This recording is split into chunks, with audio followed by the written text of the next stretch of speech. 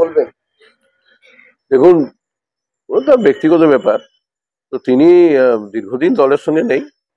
দল তাকে বিগত পঞ্চায়েত নির্বাচনে টিকিটও দেয়নি দলের সঙ্গে না থাকার জন্য এবং তার কার্যকলাপের জন্য। তো তার ব্যক্তিগত কোনো স্বার্থ সিদ্ধির জন্য সে কেউ কোন জায়গায় যাচ্ছে, কোন মানুষ কি করছে, সেটা তাদের ব্যাপার। তৃণমূলের সঙ্গে এর কোনো সম্পর্ক নেই। এতে করে কি দলের কোনো ক্ষতি হবে? না না, তৃণমূলের পাশে মানুষ আছে। তৃণমূল তো বারংবার আমাদের একই কথা, তৃণমূল উন্নয়নে বিশ্বাসী। যেখানেই আমরা যাচ্ছি দলীয় প্রচারে, মানুষের স্বতঃস্ফূর্ত সাড়া, মানুষের স্বতঃস্ফূর্ত আবেদন। সেখানে অবাঞ্ছিত কোনো কিছু ব্যক্তি যারা তৃণমূলের থেকে হয়তো দলেরই ক্ষতি হচ্ছিল, তাদেরকে দল গুরুত্ব দেয়নি, সেই জন্যই দেয়নি। তাদের সেরকম কোনো দলের পক্ষে তারা কোনো সম্পদ নয়, তো সেই জন্যই দেয়নি। কিন্তু উনি তো প্রধান ছিলেন একটা সময়। হ্যাঁ, একটা সময় প্রধান ছিলেন। তো তিনি তারপরে তার কার্যকলাপ দলের কাছে হয়তো ভালো লাগেনি, তো সেই জন্যই দল তাকে বিগত পঞ্চায়েত নির্বাচনে তাকে টিকিট দেওয়া হয়নি। এবং সে কোনো দলের বর্তমানে কোনো সদস্যও নয়, দলের সঙ্গে তার কোনো সম্পর্কও নেই। দলীয় বিভিন্ন কর্মসূচিতে তাকে কোনো বিগত দিনে কিছুদিন তাকে দেখাও যায়নি। অতএব সে তৃণমূল থেকে গেছে তার কোনো ব্যাপার নয়।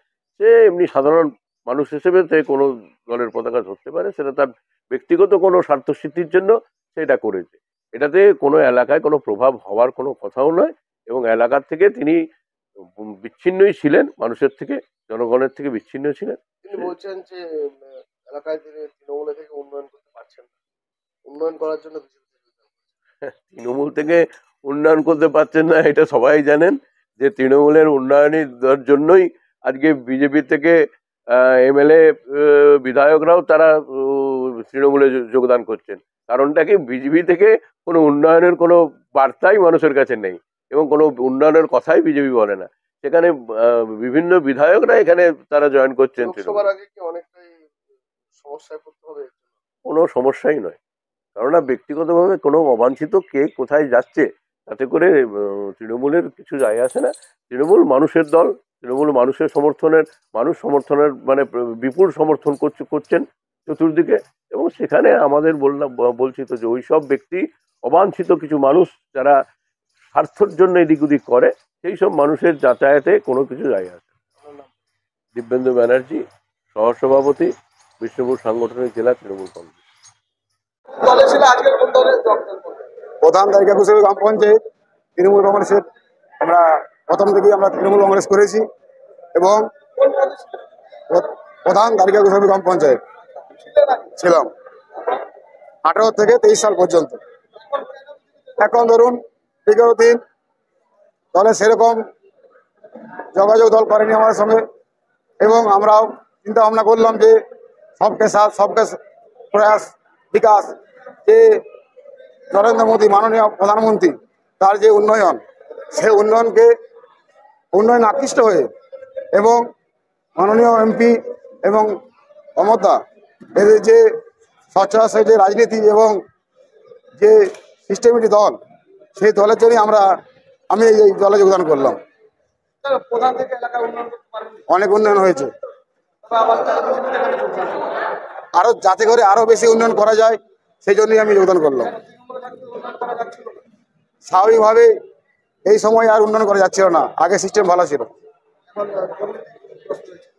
সেটা আমি বলবো না, কিন্তু আমি কাজ করতে পারছিলাম না। নিশ্চয়ই পারবো।